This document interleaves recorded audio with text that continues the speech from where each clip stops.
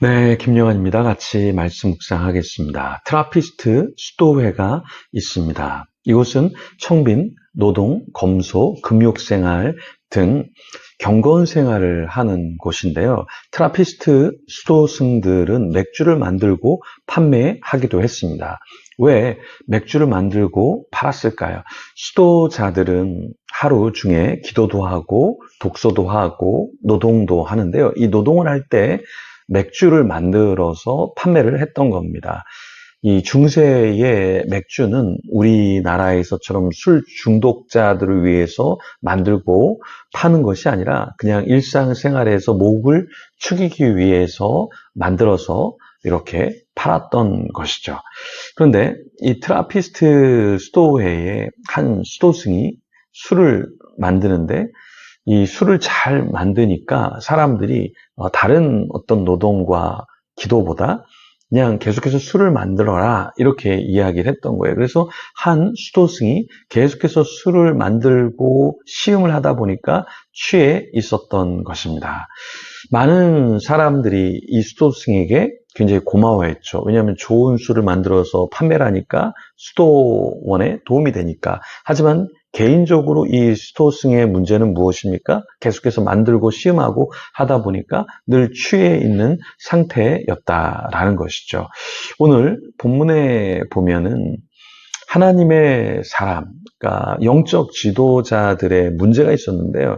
그 지도자들의 문제가 무엇이었습니까? 영적으로 취해 있었다라는 거예요. 1절 말씀에 보면 내가 또 이르노니 야곱의 우두머리들과 이스라엘 족속의 통치자들아 들으라 정의를 아는 것이 너희의 본분이 아니냐. 정의를 알아야 하는 그 통치자들, 영적인 지도자들이 영적으로 혼미하고 취해 있었다라는 것입니다. 트라피스트 수도원이 금욕과 경건 생활에 굉장히 강조를 두었는데 그에 반해서 술을 만드는 수도승은 취해 있었던 것처럼 미가 시대의 영적인 거장들이 깨어서 정의를 외치고 하나님 앞에 백성들이 이끌어야 하는데 그들이 세상에 취해서 하나님의 말씀도 잊어버리고 하나님의 계시도 받지 못하고 백성들을 이끌지 못했다라는 것입니다. 그런데 여기에 문제는 지도자들만 그럼 그랬을까? 그렇지 않다라는 거예요. 미가 시대의 문제는 무엇이냐면 이스라엘의 지도자들도 문제였지만 그 백성들도 똑같았었다라는 겁니다. 오늘날 우리 교회의 문제도 지도자들이 타락하면 그 안에 있는 사람들이 뭔가 어떤 자성의 목소리를 내야 되는데 전혀 그렇지 않다라는 것이죠. 무슨 말입니까? 우리 한국교회도 대형 교회들이 있는데 이 대형 교회들 때문에 지금 작은 교회들이 또 중형 교회들이 많은 피해를 보고 있습니다. 기독교에 대한 위상이 내려가고 있고 또 종교 지도자들에 대한 인식이 부정적인 게 너무나 많아요.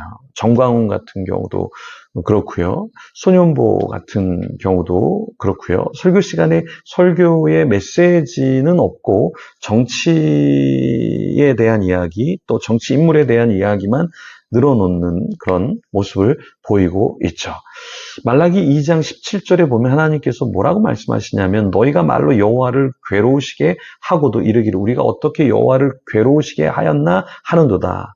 이는 너희가 말하기를 모든 행악하는 자는 여호와의 눈에 선이 보이며 그에게 기쁨이 된다 하며 또 말하기를 공의의 하나님이 어디 계시냐 함이니라. 자, 이 말라기 시대에도 하나님을 괴롭게 하는 자들이 있었습니다. 그래서 여호와 하나님을 괴롭게 하면서도 그것을 전혀 알지 못했고요. 모든 행악하는 자는 여호와의 눈에 선이 보이며 그에게 기쁨이 된다. 이렇게 거짓말로 이상한 이야기를 했고요. 또 공의 하나님이 어디 계시냐 뭐 이런 이야기를 하면서 더 타락의 가속도를 높였다라는 거예요. 팀 켈러 목사님이 정의란 무엇인가 라는 책에서 이런 얘기를 합니다. 교회 안에 샬롬과 개인 구원에만 관심이 있는 것은 아닌가.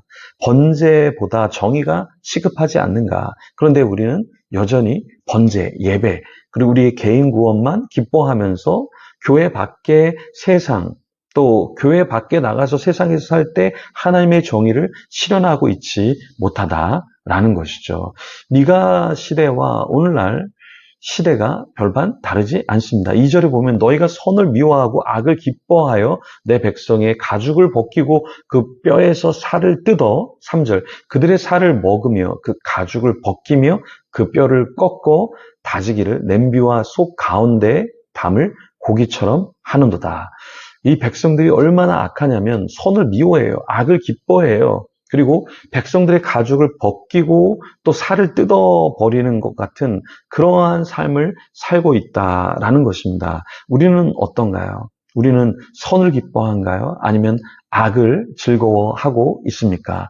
주님께서 우리에게 말씀하시는 것은 미가 시대처럼 너희들이 살아서는 안 된다. 고르반 이렇게 이야기하면서 부모님에게 마땅히 드려야 할 것을 하나님께 드린다라고 하면서 부모를 공경하지 않는 모습, 또 선을 행해야 되는데 정의를 지켜야 되는데 하나님께 더 많이 드리려고 해요. 그래서 악을 행하면서 탈세를 하고 또 악을 행하면서 다른 사람의 것을 더 많이 가져오려고 하면서 하나님을 섬긴다라고 한다면 주님께서 우리의 삶을 받아주지 않으실 것입니다.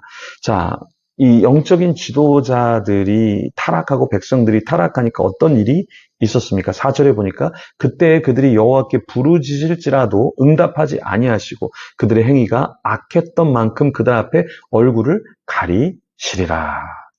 하나님 앞에서 악을 행할 때 하나님이 우리가 부르짖어도 응답하지 않으세요. 그러니까 여러분 왜 기도하는데 하나님이 응답하지 않으시지? 왜 하나님이 여전히 이렇게 놔두시지? 할 때 하나님이 우리에게 조금 더 딜레이해서 어떤 응답을 좀 늦게 주시는 경우도 있지만 또 한 가지는 무엇이냐면 우리가 부르짖어도 하나님이 응답하지 않는 것은 우리의 손에 피가 묻어 있고 우리의 삶이 하나님 보시기에 합당하지 않을 수 있다라는 것입니다. 거짓 선지자들은 그런 가운데서도 계속해서 5절에 보면 거짓 선지자들이 뭐라고 얘기하냐면 평강을 외쳐요.